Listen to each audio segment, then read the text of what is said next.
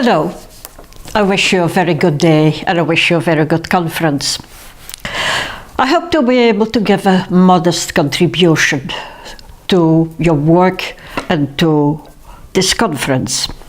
What I would like to explain very briefly is what is meant when we talk about commons and social commons, and how we can use these concepts in order to achieve more social justice. Let me start by explaining what it is.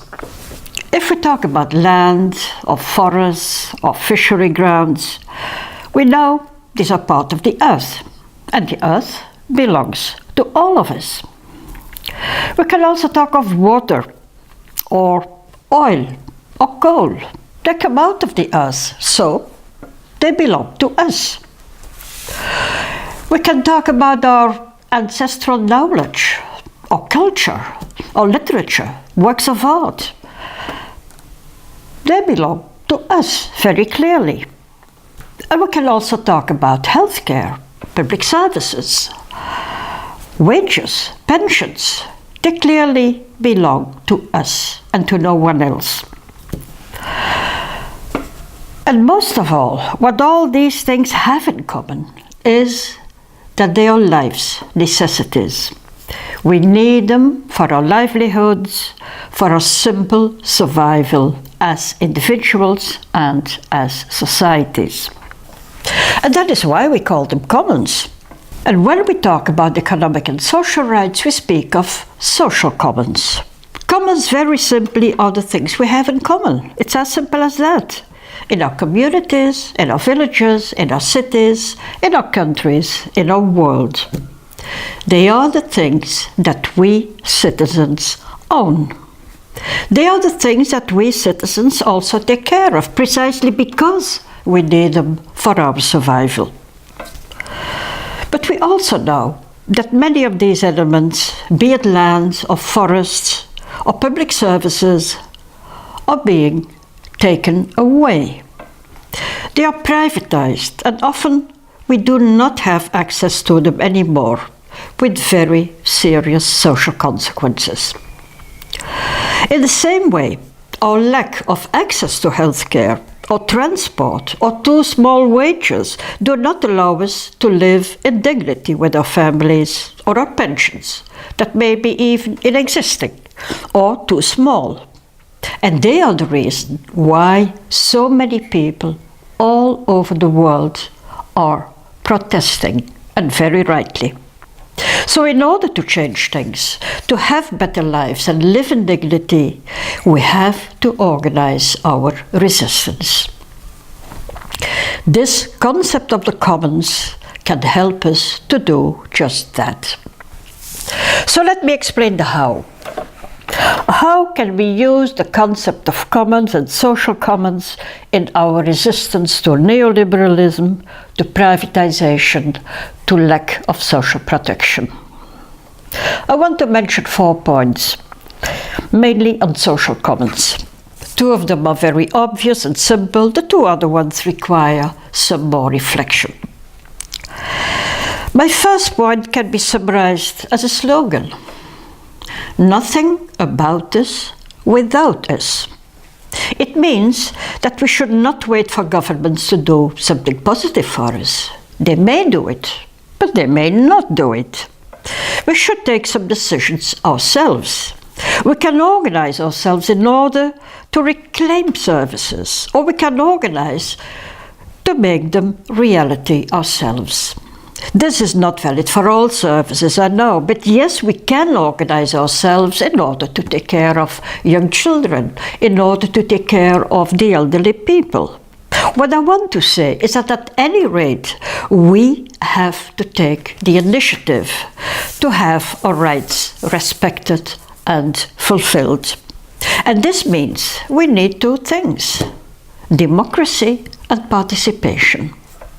We have to use our citizens' rights in order to participate in the organization of our societies.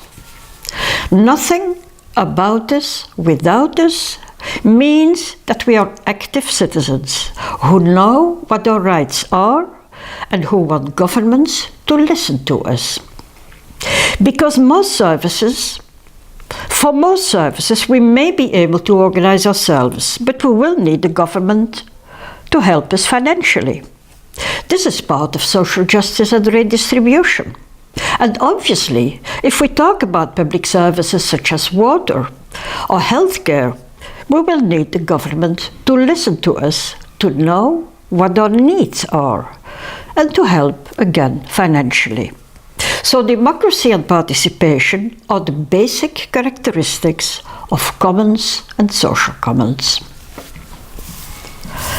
The second point is as important as the first one. It concerns individual and collective rights.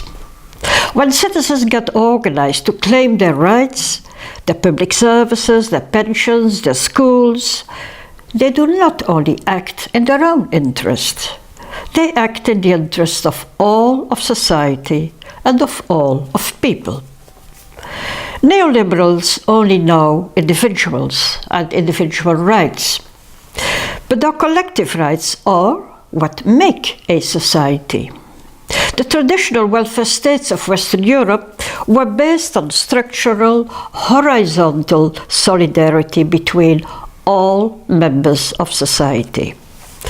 All workers pay into a fund for, let's say, health services, and those who need it are paid from that fund. The same with pensions. It means that we are interdependent. One cannot live in dignity if all are not living in dignity. This is why these commons as universal services are so important. We care for each other. It is something the World Bank, amongst others, cannot accept and will never accept. It only looks at poor people who individually have some needs. Whereas a decent social protection system takes care of individuals on the basis of collective rights. So, commons are constitutive of society.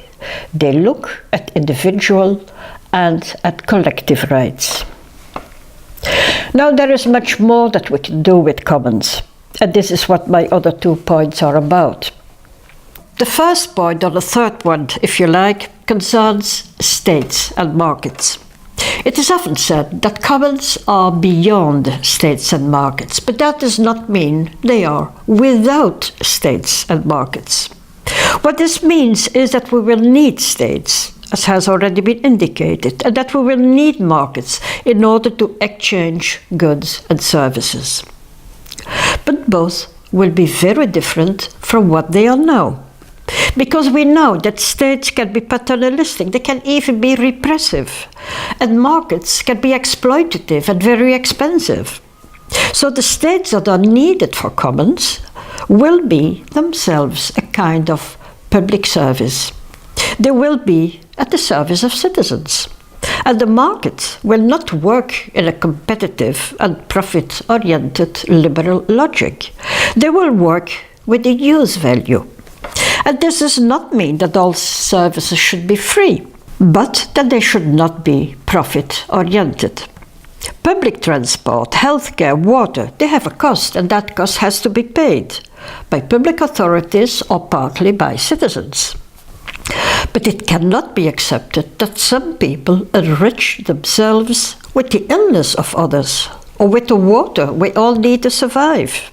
In the same way, we will need the state for organizing social protection, but we should not make ourselves totally dependent on the state. Citizens themselves have a responsibility and should ask for accountable public services and accountable public authorities. In summary, commons go beyond markets and states, but not without markets and states.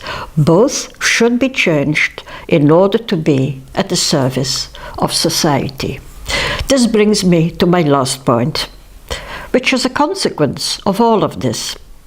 What does it mean to say commons go beyond markets and states? It means that we should stop to oppose markets and states and do as if markets are never able to deliver good services and states always deliver, per definition, excellent services. We know that is not the case. What we want to make clear with commons and social commons is that the ownership should not be the determining factor anymore. It is not the ownership of a water company or a railway company that will be decisive for how good or how bad a service is. What is important for citizens in a commons-based system is the use they can make of water and trains and pensions and schools and healthcare. The use value is more important than the exchange value. And the rights people have to water and trains and healthcare and pensions concern the use of the services and the use of healthcare and pensions. We should stop then to quibble on who should own what. We should look instead at how good the use of services and the respect of rights are organized. Ideally, commons make an end to ownership, but that will most probably not be realized so soon. But it is important to remember that a commons-based system, in such a system, use value is more important than the exchange value. And state ownership or private ownership will not be the decisive element. Well-regulated, non-profit private services can be excellent. So all in all, we have 4 important elements for commons and social commons: democracy and participation, individual and collective rights, beyond markets and states but not without them, and use value instead of exchange value. Let me add 2 more remarks. If we apply these 4 principles consistently and coherently, commons will contribute to social, political and economic change. That is why we claim that social commons, that our social protection can and should be transformative. Secondly, this clearly is a project for the long term. It will not be achieved tomorrow, but you can start today and continue tomorrow. We do not have to wait for system change.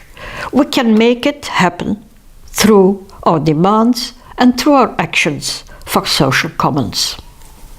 This is perfectly possible, because we should never forget that social protection is ours, and we have to make it happen. And that is what commons are about. Thank you very much.